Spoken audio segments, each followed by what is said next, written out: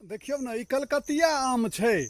देख लियो बिज्जू पाकि रहल छै। आब कनिक वर्षा भेलैया आ तते जोर से रौदा उगि रहल छै, तते गर्मी छै रौदा में कि एकदम कलकतिया के हालत खराब केने छै। देख लियो कलकतिया एकदम पाकल छै। देखियो हे, देखै छियै एकदम गछपक्कू गाछ से खसलैया।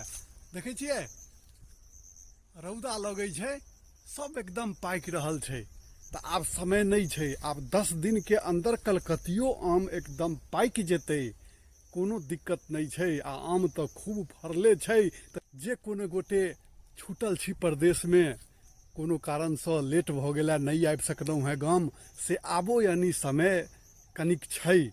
आबि जाऊ गाम, जो इच्छा रखै छी गाम आबऽ के, तो अपन पुरखा के गाछ रोपल में से आम तोड़ि कऽ जे खेबै ने, ओकर स्वाद केतबो सस्ता, केतबो महगा, केतबो नीक आम कीन कऽ जे खेबै, ओहिसँ अवश्य ई रुचिगर लागत, स्वादिष्ट लागत।